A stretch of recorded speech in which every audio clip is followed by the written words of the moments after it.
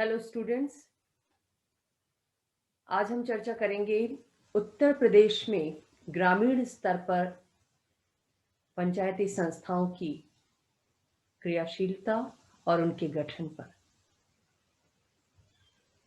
उत्तर प्रदेश देश का एक महत्वपूर्ण राज्य है। जनसंख्या की दृष्टि से, क्षेत्रफल की दृष्टि से, राजनीतिक जागृति की दृष्टि से या फिर सांस्कृतिक विरासत की दृष्टि से इसका बहुत बड़ा योगदान है देश के लिए। स्वतंत्रता आंदोलन में बहुत सारे जिलों के लोगों ने बढ़ चढ़कर भागीदारी निभाई। मेरठ की म्यूटिनी विश्व प्रसिद्ध है। हम देखते हैं कि देश की संपूर्ण जनसंख्या का 16.17% भाग उत्तर प्रदेश में निवास करता है और प्रशासनिक सुविधा की दृष्टि से इस राज्य में 75 जिले हैं, 18 मंडल हैं, 915 नगरीय संस्थाएं हैं, 8,130 न्याय पंचायतें हैं, 13 नगर निगम हैं, 226 म्युनिसिपल बोर्ड्स क्रियाशील हैं, 59,163 ग्राम सभाएं हैं, 822 विकास खंड हैं और 97,941 ग्राम है। इतने बड़े राज्य में पंचायती संस्थाओं का प्रारंभ स्वतंत्रता के बाद कर दिया गया और वास्तव में इसकी प्रक्रिया स्वतंत्रता से पहले ही शुरू हो गई थी, जब इसे संयुक्त प्रांत के नाम से जाना जाता था। 1947 में पंचायत राज अधिनियम पारित किया गया राज्य सरकार के द्वारा और इस अधिनियम के साथ ही स्थानीय स्वशासन की शुरुआत ग्रामीण स्तर पर की गई।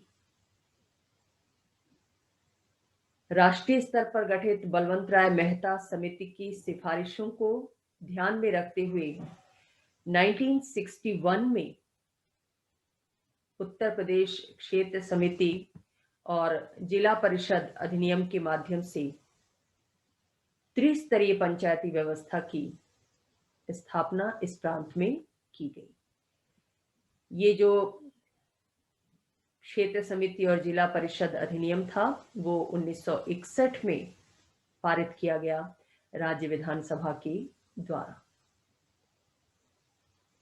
संविधान में जब 73वां और 74वां संशोधन किया गया 1992 में, तो इन दोनों संशोधन अधिनियमों को ध्यान में रखते हुए उत्तर प्रदेश सरकार ने भी अपने यहाँ जो 2 अधिनियम लागू थे पंचायती संस्थाओं के विषय में, 1947 का पंचायती राज अधिनियम और 1961 का उत्तर प्रदेश क्षेत्र समिति और जिला परिषद अधिनियम, इन दोनों अधिनियमों को संशोधित किया और एक नया कानून बनाया, जिस कानून को उत्तर प्रदेश पंचायत अधिनियम संशोधन कानून 1994 के नाम से जाना जाता है।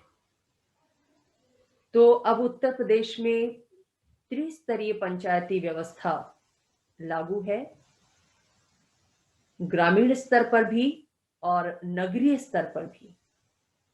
जैसा कि आप इस चार्ट में देख पा रहे हैं कि ग्रामीण स्तर पर जो 3 स्तर हैं पंचायती संस्थाओं के, उनमें सबसे निचले स्तर पर है ग्राम सभा और ग्राम पंचायत। उसके ऊपर ब्लॉक पंचायत है या तालुका पंचायत और सर्वोच्च स्तर पर जिला परिषद या जिला पंचायत स्थापित है। नगरीय स्तर पर जो संस्थाएं क्रियाशील हैं उन पर हम पृथक चर्चा करेंगे। अभी हम केंद्रित हैं ग्राम स्वशासन से जुड़ी पंचायती संस्थाओं पर। तो ग्रामीण स्तर पर जो पंचायती संस्थाएं स्थापित की गई हैं, उनके आधार पर ग्राम सभा और ग्राम पंचायत है। ग्राम सभा और ग्राम पंचायत का गठन कैसे होता है, उनके द्वारा क्या कार्य किए जाते हैं और उनके वित्तीय संसाधन कौन से हैं, कहां से उनको धन की प्राप्ति होती है ग्रामीण विकास की योजनाओं को क्रियान्वित करने के लिए, इस पर हम चर्चा करेंगे। लेकिन उससे पहले मैं आपको बता दूं कि ये जो पंचायती संस्थाएं हैं, जो जनता द्वारा निर्वाचन के आधार पर गठित की जा रही हैं, प्रशासन के स्तर पर इन संस्थाओं को संचालित करने के लिए और खासतौर से सामुदायिक विकास कार्यक्रम और ग्राम विकास की योजनाओं को क्रियान्वित करने के लिए प्रशासन के स्तर पर जो संस्थाएं क्रियाशील हैं, जो अधिकारी उत्तरदायी हैं, उनमें से प्रमुख है शासन स्तर पर अपर मुख्य सचिव पंचायती राज निदेशालय, जिसकी सहायता से अपर मुख्य सचिव के द्वारा अनुदान स्वीकृत किया जाता है पंचायती संस्थाओं के लिए और उनके उपभोग की व्यवस्था की जाती है। जिला स्तर पर, जिला पंचायत के स्तर पर जो प्रमुख प्रशासनिक अधिकारी हैं, वो मुख्य अधिकारी हैं, मुख्य पंचायत अधिकारी, और क्षेत्र पंचायत स्तर पर खंड विकास अधिकारी तथा ग्राम पंचायत स्तर पर विकास अधिकारी ग्राम पंचायतों को प्राप्त अनुदान के मितव्ययी और प्रभावी उपभोग के लिए उत्तरदायी है। यानी एक तरफ ये पंचायती संस्थाएं निर्वाचित सदस्यों के द्वारा संचालित की जाती हैं, तो दूसरी तरफ प्रशासनिक अधिकारियों के द्वारा जो विभिन्न स्तरों की पंचायतों के संचालन के लिए जिम्मेदार हैं, उनको भी ये उत्तरदायित्व सौंपा गया है कि विभिन्न स्तरों पर ये पंचायती संस्थाओं को प्रशासनिक दृष्टि से और वित्तीय दृष्टि से सहायता प्रदान करें, उनका मार्गदर्शन करें। तो सबसे निचले स्तर पर जो पंचायत संस्था सक्रिय है उत्तर प्रदेश जैसे राज्य में, वो है ग्राम सभा और ग्राम पंचायत।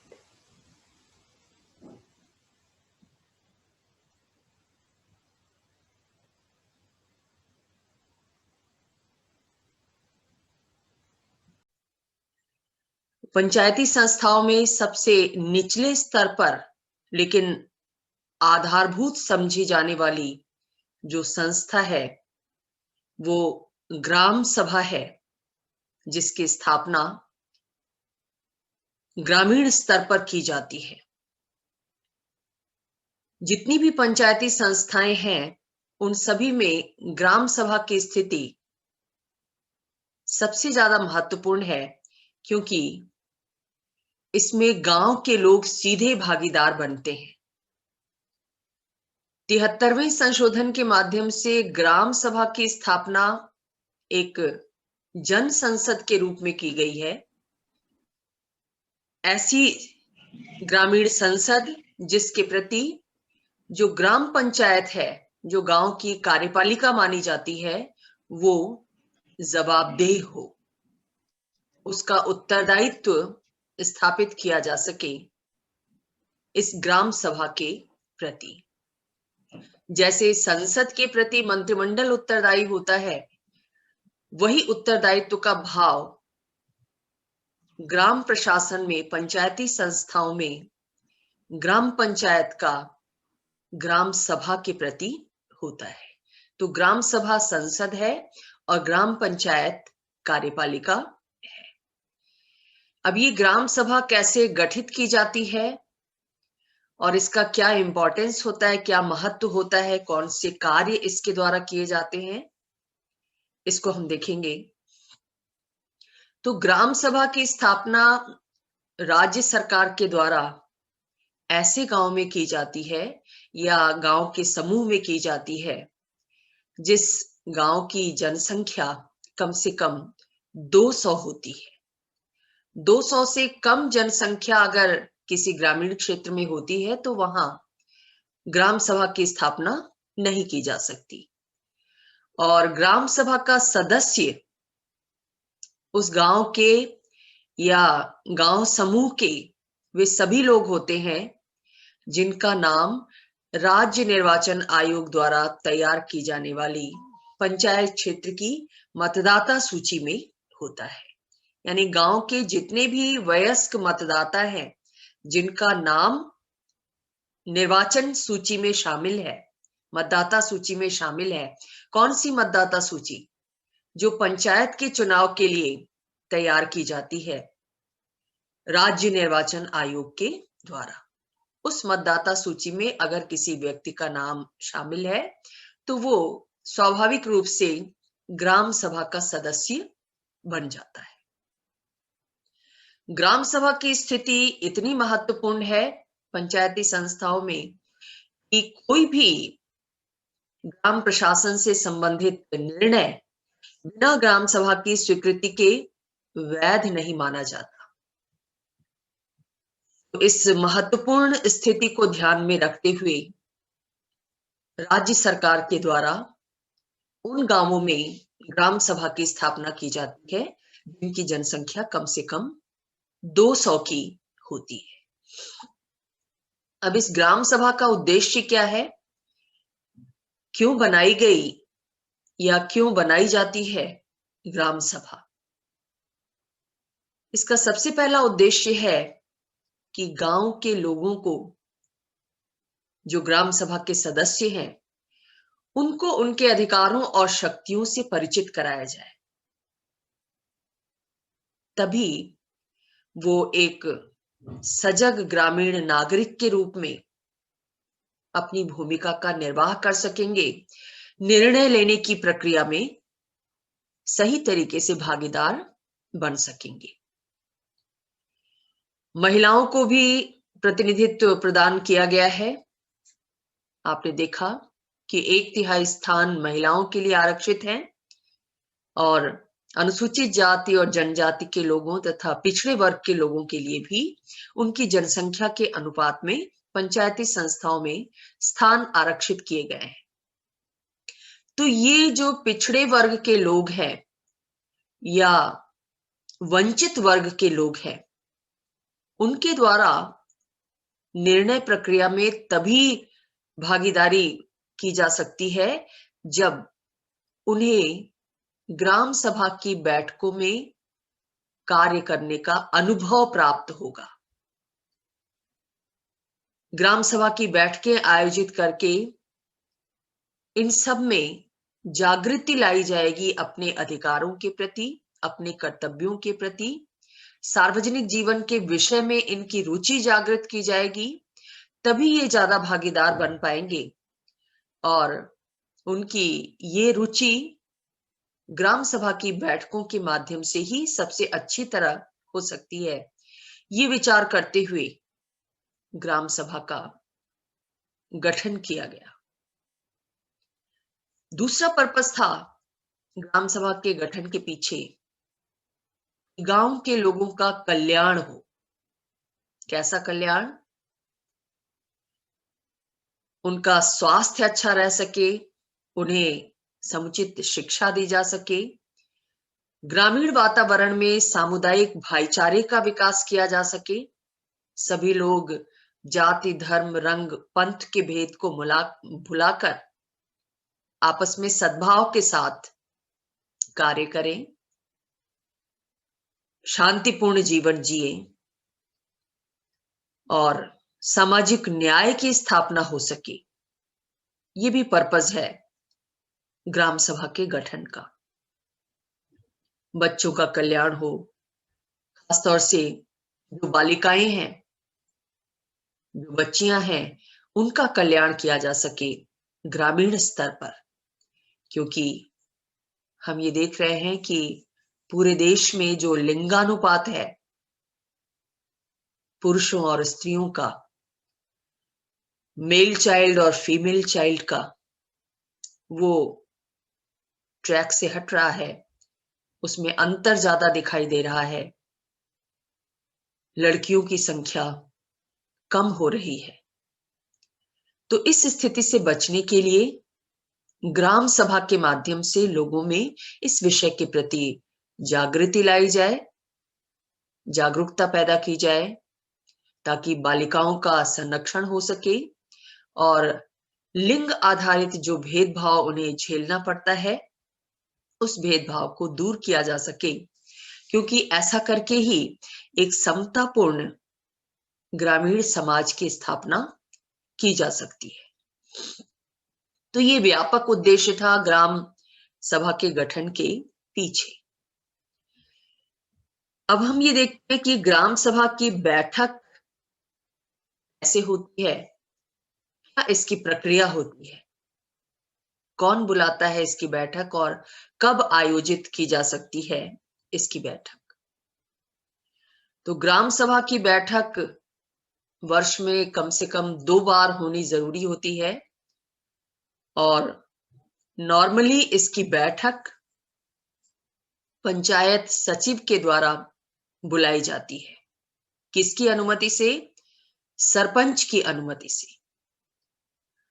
जब सरपंच अनुमति दे देता है और गांव के लोगों की आवश्यकता अनुभव की जाती है, लोगों को ऐसा लगता है कि बैठक होनी चाहिए जिसमें हम अपनी समस्याओं पर विचार विमर्श कर सकें, अपनी आवश्यकताओं को सबके सामने रख सकें, तो ऐसी स्थिति में ये बैठक कभी भी बुलाई जा सकती है। इसके लिए ग्रामवासियों को पूर्व से सूचना देनी जरूरी होती है। यानी अचानक से बैठक नहीं बुलाई जा सकती, इसकी पहले सूचना दी जाती है और सूचना के अनुसार, ये सूचना भी लिखित सूचना होती है और इस सूचना के अनुसार ही 15 दिन के भीतर ग्राम सभा की बैठकों का आयोजन किया जाता है। किसके द्वारा? जो पंचायत सचिव है उसके द्वारा। और आमतौर पर हम ये देखते हैं कि जो ट्रेंड है ग्राम सभा की बैठकों के आयोजन का, वो ये है कि आमतौर पर सभी राज्यों में कुछ खास दिवसों को ही ग्राम सभा की बैठक बुलाई जाती है। वो खास दिवस कौन से हैं? 15 अगस्त, 26 जनवरी, 2 अक्टूबर या 1 मई, जब श्रम दिवस मनाया जाता है, लेबर डे मनाया जाता है। उस अवसर पर सामान्य रूप से ग्राम सभा की बैठकें आयोजित की जाती हैं। हालांकि जब कभी भी जरूरत हो, पूर्व सूचना के आधार पर ग्राम सभा की बैठक बुलाई जा सकती है। जब बैठक शुरू होती है तो शुरुआत के आधे घंटे में खुला अधिवेशन होता है, जिस अधिवेशन में ग्राम सभा की भूमिका के विषय में जो शासकीय कार्मिक होते हैं वो बताते हैं। प्रशासन के जो लोग होते हैं, जो पंचायती राज से जुड़े हुए हैं, पंचायती संस्थाओं के संचालन की जिम्मेदारी जिन पर है, उनके द्वारा ग्राम सभा की भूमिका के बारे में लोगों को बताया जाता है। इसके बाद उस ग्राम सभा में से ही लोगों के समूह गठित किए जाते हैं और इन सभी समूहों को अलग अलग क्षेत्रों के बारे में विचार विमर्श करने के लिए कहा जाता है। जैसे एक समूह को कोई आर्थिक प्रॉब्लम दे दिया गया, दूसरे समूह को शिक्षा की व्यवस्था करने के संबंध में विकल्प सुझाने का काम दे दिया गया। इसी तरह से जितने कार्य होते हैं या जितनी समस्याएं होती हैं, जितनी आवश्यकताएं होती हैं, उसके अनुसार समूहों का गठन कर दिया जाता है और हर समूह को एक एक समस्या पर विचार करने के लिए कहा जाता है। और जब विचार विमर्श हो रहा होता है तो उसी विचार विमर्श के माध्यम से उनकी समस्याओं का निराकरण भी सामने आता है। सुझाव दिए जाते हैं विभिन्न समूहों के द्वारा कि ऐसा करके हम इस दिशा में इस समस्या का समाधान कर सकते हैं। ये जो ग्राम सभा की बैठकों में विचार विमर्श होता है वो सामान्य रूप से एक दिन के लिए होता है। हालांकि अगर जरूरत पड़ती है तो अगले दिन भी वो विचार विमर्श जारी रह सकता है। अब बात आती है कि ग्राम सभा की बैठक कहाँ होनी चाहिए या कहाँ होती है। तो ऐसा कोई भी स्थान जो सबके लिए सुविधाजनक हो, जहां पर सभी को इकट्ठा किया जा सके आसानी से, ऐसे स्थान पर ग्राम सभा की बैठक का आयोजन किया जाता है। यहां आपको बता दें कि ग्राम सभा सिर्फ एक ग्राम में ही नहीं बनाई जाती। अगर किसी गांव की जनसंख्या 200 से कम है तो वहां ग्राम सभा नहीं होगी। ऐसी स्थिति में कई गांवों के लिए एक ग्राम सभा गठित की जाती है। कई गांवों को मिलाकर अगर 200 की जनसंख्या पार हो जाती है तो ऐसी स्थिति में उन सभी गांवों को मिलाकर एक ग्राम सभा बनाई जाती है। तो अगर किसी गांव में अगर उसकी जनसंख्या उस गांव की जनसंख्या 200 है तो वहां ग्राम सभा अपनी सेपरेट हो सकती है। लेकिन अगर कई गांवों को मिलाकर एक ग्राम सभा बनाई जाती है तो ऐसी स्थिति में ग्राम सभा की बैठक बारी बारी से उन सभी गांवों में होती है जिनके सदस्य ग्राम सभा के सदस्य होते हैं। ग्राम सभा की बैठकों के लिए जो गण पूर्ति रखी गई है वो उनकी कुल सदस्य संख्या का 10% या 50 सदस्य, जो भी अधिक हो,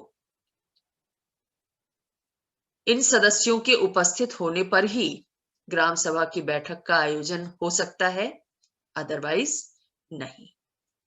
ग्राम सभा की बैठक के लिए जब प्रार्थना पत्र लिखित रूप में दिया जाता है ग्राम सभा के मेंबर्स के द्वारा, तो ऐसी स्थिति में ग्राम सभा के आयोजन का उद्देश्य भी बताना होता है। और ये प्रार्थना पत्र 5 दिन पहले सरपंच को दिया जाता है। अगर सरपंच बैठक नहीं करा पाता किसी भी कारण से, चाहे वो अनिच्छुक हो या कोई और कारण हो, तो ऐसी स्थिति में ग्राम सभा के जो सदस्य होते हैं वो स्वयं ही अपनी ग्राम सभा का आयोजन कर सकते हैं। ये व्यवस्था बहुत विलक्षण है क्योंकि राष्ट्रीय स्तर पर संसद सदस्यों को भी यह अधिकार प्राप्त नहीं है कि वो स्वयं अपनी बैठक बुला सकें। लेकिन ग्रामीण स्तर पर ग्राम सभा के सदस्यों को यह अधिकार दिया गया है कि अगर सरपंच बैठक नहीं बुला पा रहा है तो ऐसी स्थिति में जरूरी समझे जाने पर ग्राम सभा के सदस्य खुद ही अपनी बैठक बुला सकते हैं। 2 बार बैठक होनी जरूरी है साल में। रबी और खरीफ की फसल के बाद आमतौर पर बैठक का आयोजन किया जाता है और इसके लिए जो सुटेबल डेट्स हैं वो शासन के द्वारा 15 अगस्त, 26 जनवरी, 2 अक्टूबर और लेबर डे निर्धारित की जाती है।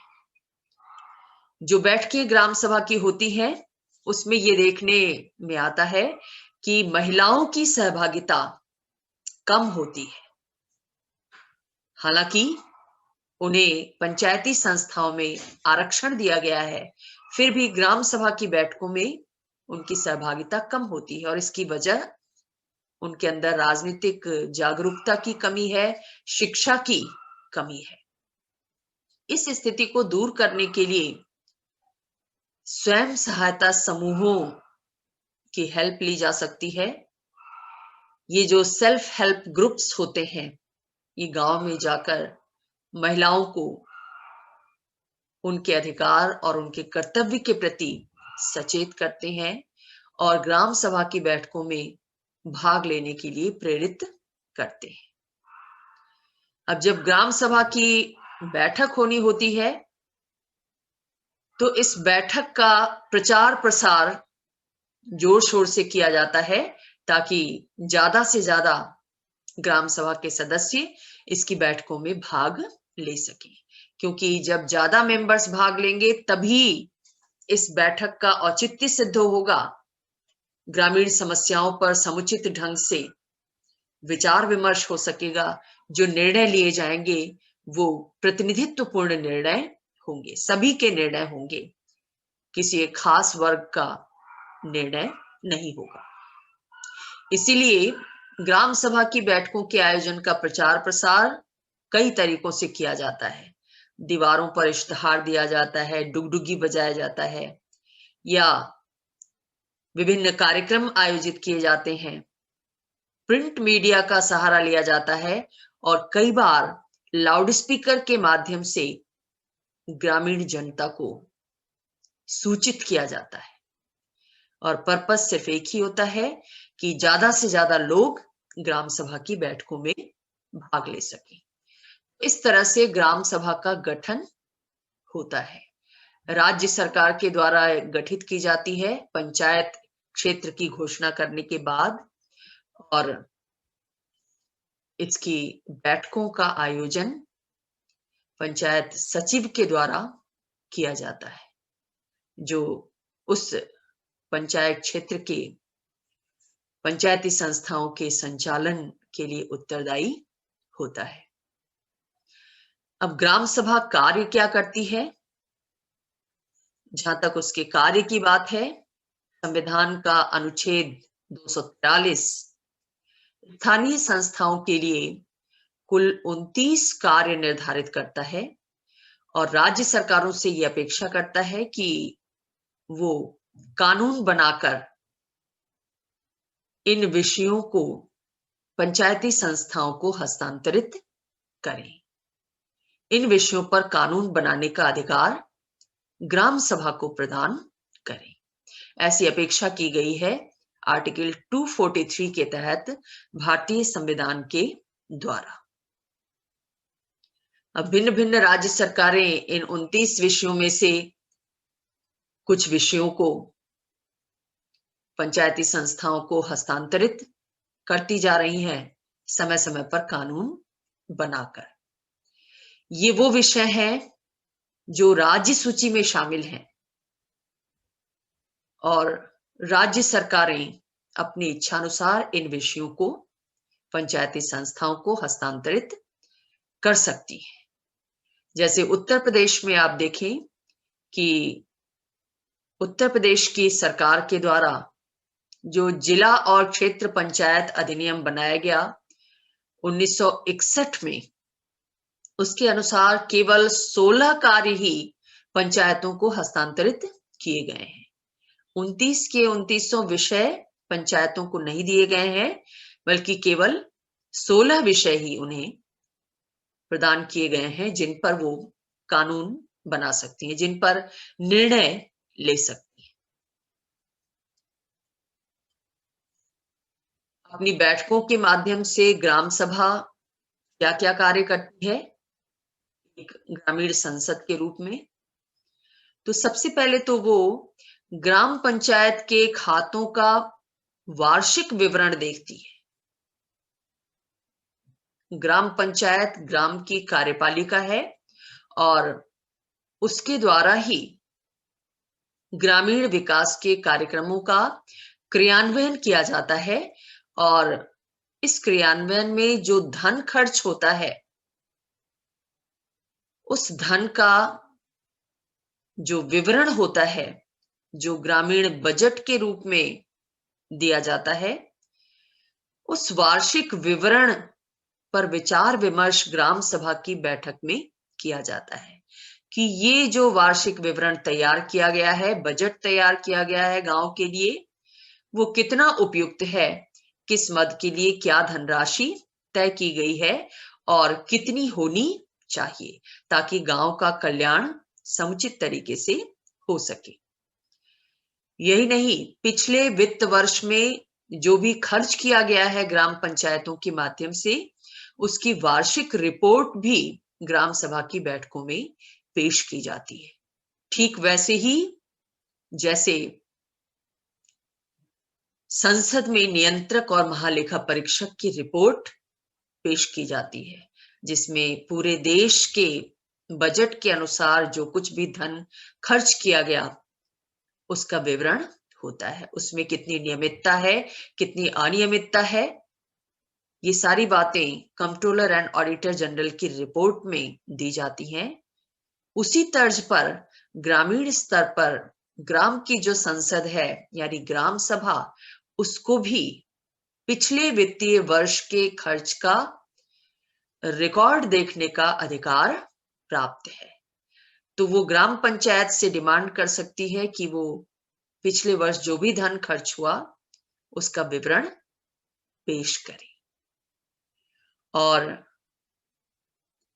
ग्रामीण बजट का क्रियान्वयन जिस रूप में किया गया, ग्रामीण बजट का भी लेखा परीक्षण होता है और उस लेखा परीक्षण को करने वाले अधिकारी उसका मूल्यांकन करते हैं कि जो धन खर्च किया गया वो बजट के अनुसार था या नहीं था, या उसमें क्या अनियमितता थी। तो वो अपनी टिप्पणियां लिखते हैं। उनके द्वारा जो टिप्पणी दी जाती है धन खर्च के मामले में, कि किसी ग्राम में ग्राम पंचायत के द्वारा जो धन खर्च किया गया, उस धन के खर्च को क्या प्रक्रिया अनुसार किया गया, बजट में आवंटित धनराशि के अनुसार किया गया, जनहित में किया गया, या कहीं कोई भ्रष्टाचार उसमें पाया गया।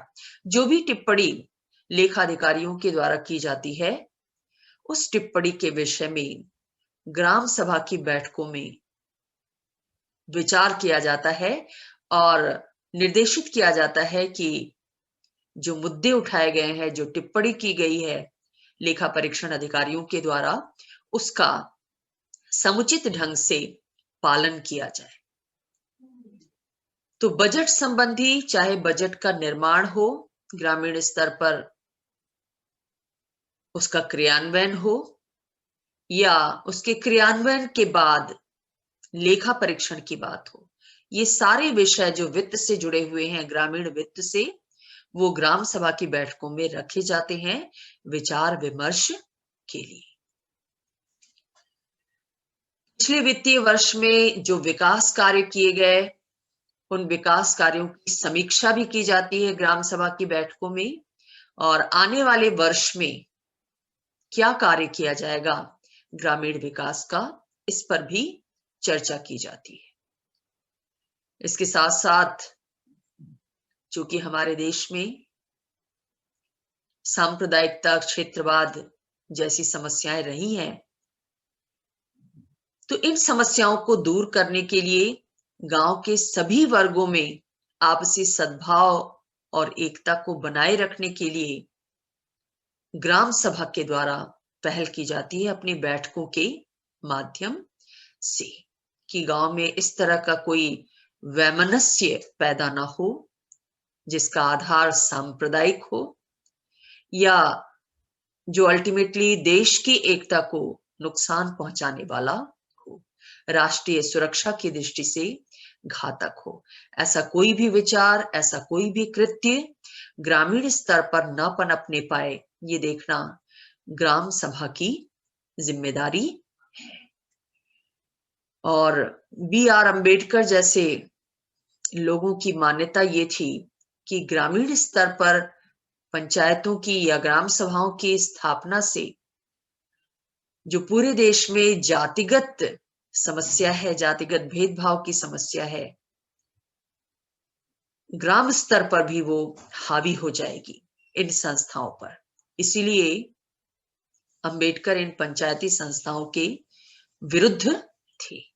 लेकिन इसके अपोजिट गांधी का ये विचार था कि ग्रामीण स्तर पर ग्राम सभा के द्वारा प्रयत्न करके रूट लेवल पर इन समस्याओं को यदि समाप्त किया जाएगा तो इसका असर राष्ट्रव्यापी होगा, क्योंकि राष्ट्र का निर्माण इन्हीं छोटे छोटे गांवों से मिलकर होता है।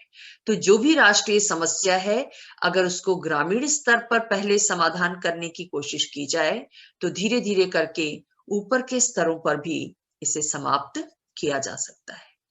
तो ये एक महत्वपूर्ण जिम्मेदारी है ग्राम सभा की कि वो गांव में आपसी सद्भाव और एकता को बढ़ाने वाले कार्य करें। इसके अतिरिक्त प्राथमिक शिक्षा और प्रौढ़ शिक्षा कार्यक्रमों का आयोजन भी उसकी जिम्मेदारी है।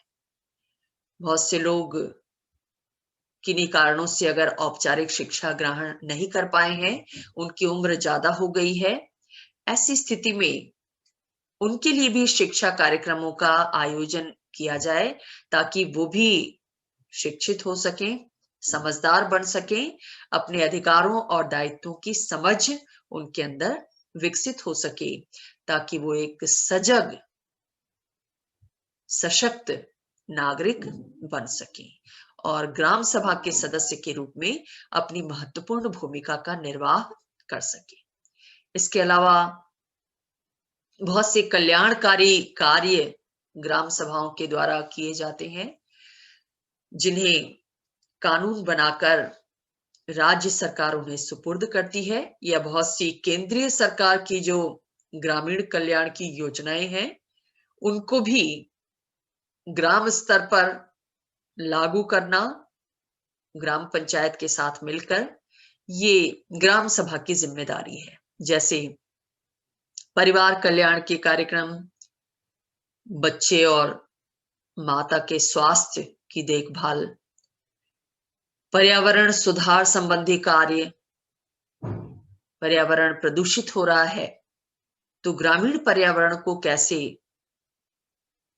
साफ सुथरा बनाया जाए, कैसे उसके प्रदूषण को खत्म किया जाए, ये सारी बातें ग्राम सभा की बैठकों में तय की जाती है। और बीमारियों से बचाने के लिए टीकाकरण का जो कार्यक्रम होता है वो भी ग्राम स्तर पर उसे संपन्न कराना ग्राम सभा की, पंचायत की जिम्मेदारी मानी जाती है। ये थी ग्राम सभा जो ग्रामीण संसद के रूप में कार्य करती है। अब जो पंचायती संस्थाओं में दूसरी संस्था है, महत्वपूर्ण संस्था, वो है ग्राम पंचायत। ग्राम पंचायत कार्यपालिका के रूप में कार्य करती है और इसका गठन वही किया जा सकता है जहां पर ग्राम क्षेत्र की आबादी कम से कम 1000 हो। 1000 से अधिक की आबादी पर ग्राम पंचायत का गठन किया जा सकता है राज्य सरकार के द्वारा। जिन भी ग्रामीण क्षेत्रों की आबादी 1000 से ज्यादा है, उन ग्रामीण क्षेत्रों को पंचायत क्षेत्र घोषित किया जाता है राज्य सरकार के द्वारा और उस पंचायत क्षेत्र में एक ग्राम पंचायत की स्थापना की जाती है। हालांकि ये भी एक कंडीशन है कि ग्राम प्रधान और 2-3 सदस्यों का चुनाव होने पर ही पंचायत का गठन किया जा सकता है। और अगर उस गांव समूह की आबादी 1000 है तो ऐसी स्थिति में ग्राम पंचायत के मेंबर्स की संख्या 9 होगी। अगर आबादी 2000 से ज्यादा है तो 11 सदस्य होंगे, 3000 से ज्यादा है तो 13 सदस्य होंगे और 3000 से अधिक हैं तो 15 सदस्य ग्राम पंचायत के सदस्य होंगे। 3000 की आबादी पर 13 और 3000 से ज्यादा होने पर 15 सदस्य। ये जो सभी सदस्य हैं ये प्रत्यक्ष रूप से चुने जाते हैं गांव के वयस्क मतदाताओं के द्वारा और हर 5 वर्ष पर इस ग्राम पंचायत का चुनाव होता है जिसकी अध्यक्षता प्रधान के द्वारा की जाती है। ग्राम पंचायत का सदस्य बनने के लिए किसी भी सदस्य को 21 वर्ष की उम्र का होना जरूरी होता है। ग्राम सभा का सदस्य तो कोई व्यक्ति 18 वर्ष की उम्र पर भी बन सकता है अगर मतदाता सूची में उसका नाम है तो, लेकिन ग्राम पंचायत का सदस्य बनने के लिए कम से कम 21 वर्ष की उम्र का होना जरूरी होता है। साथ ही उसका नाम निर्वाचन सूची में होना चाहिए और उम्मीदवार को किसी लाभ के पद पर नहीं होना चाहिए। ये कंडीशन, ये योग्यताएं निर्धारित की गई हैं कानून के द्वारा ग्राम पंचायत का सदस्य बनने के लिए। ग्राम पंचायत काम क्या करती है? ग्राम पंचायत ग्राम विकास अधिकारी और ग्राम पंचायत अधिकारी और पंचायत सचिव के साथ मिलकर बहुत सारे कार्यों को संपन्न करती है, जैसे ग्रामीण पेयजल की योजनाएं बनाना, गरीबी को दूर करने के लिए जो कार्यक्रम केंद्र सरकार के द्वारा या राज्य सरकारों के द्वारा चलाए जाते हैं, उन कार्यक्रमों का क्रियान्वयन करना। बहुत से कार्यक्रम गरीबी निवारण के लिए चलाए जाते हैं, आप उनसे परिचित हैं। मनरेगा, जनधन योजना, उज्ज्वला योजना, बहुत सारी योजनाएं विभिन्न सरकारों के द्वारा समय समय पर बनाई गई है, तो उनका क्रियान्वयन ग्रामीण स्तर पर ग्राम पंचायतों के द्वारा किया जाता है। जो ग्रामीण स्तर पर बच्चे हैं, जो भूखमरी का शिकार हैं, जो गरीबी का शिकार हैं, गरीब होने के कारण शिक्षा नहीं प्राप्त कर सकते, ऐसे बच्चों को आकर्षित करने के लिए और उनके स्वास्थ्य संबंधी जरूरतों को पूरा करने के लिए मिड डे मील की योजना शुरू की गई है। तो इस मिड डे मील की व्यवस्था करना ये ग्राम पंचायत की जिम्मेदारी है। गांव में जो हाट पैठ लगाई जाती है उसका भी संचालन ग्राम पंचायत के द्वारा किया जाता है। राष्ट्रीय स्वच्छता कार्यक्रम के अंतर्गत गांव में स्वच्छता कार्यक्रम को संचालित करना ये भी ग्राम पंचायत की जिम्मेदारी है। गांव की अर्थव्यवस्था कृषि प्रधान है। पशुपालन के माध्यम से कृषि कार्य को संपन्न किया जाता है, तो पशुपालन की समुचित व्यवस्था करना, पशुओं का टीकाकरण, पशुओं का उचित खान पान, स्वास्थ्य, ये सब देखना ग्राम पंचायत की जिम्मेदारी है। युवा कल्याण के लिए कार्यक्रम भी उसके द्वारा बनाए जाते हैं और सार्वजनिक वितरण प्रणाली का क्रियान्वयन भी उसके द्वारा किया जाता है।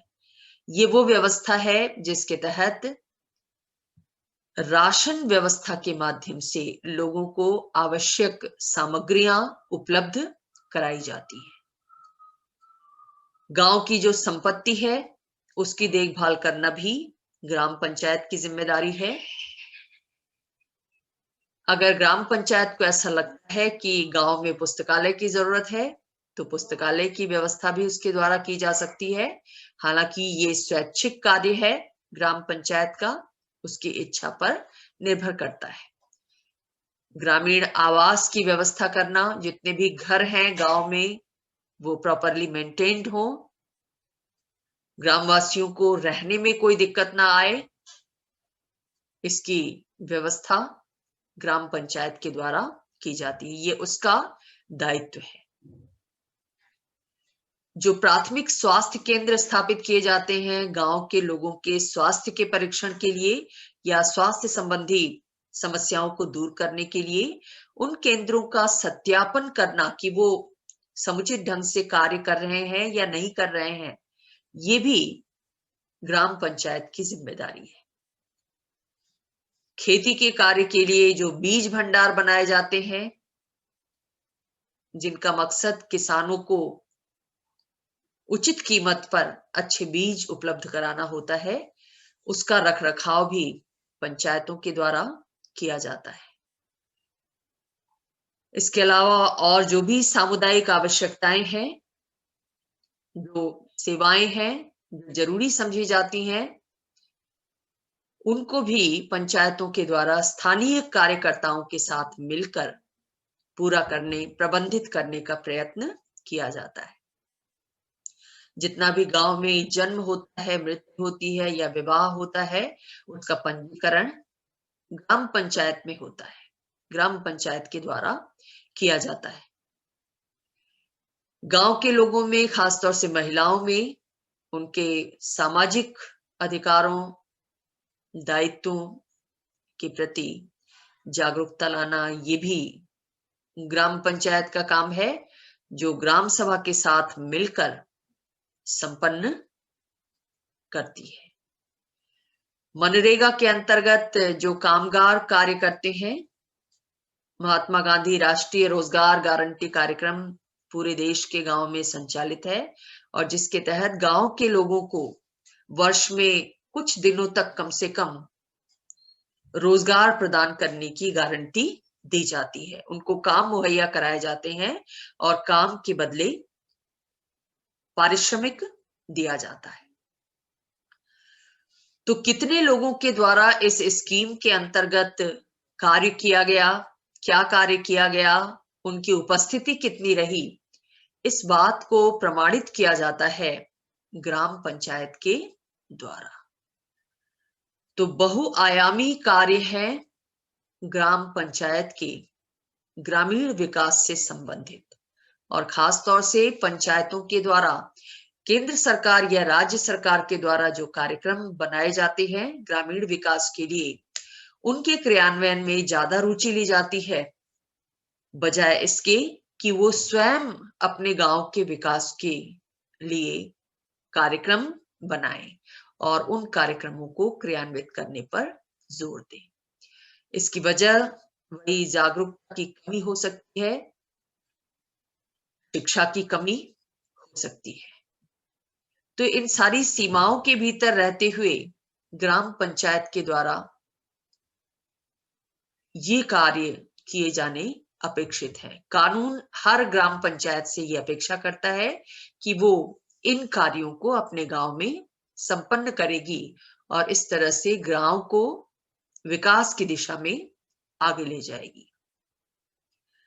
तो ये थी ग्राम पंचायत और ग्राम सभा, इनका गठन कैसे होता है और इनको क्या कार्य सौंपे गए, इनके बैठक की प्रक्रिया क्या है। तो अब अगली क्लास में हम देखेंगे कि ग्राम पंचायतों के वित्तीय संसाधन क्या है, कैसे वो अपना वित्तीय संसाधन जुटाती हैं और 73वें 74वें संविधान संशोधन के माध्यम से उनकी वित्तीय स्थिति में क्या और कैसा परिवर्तन हुआ है।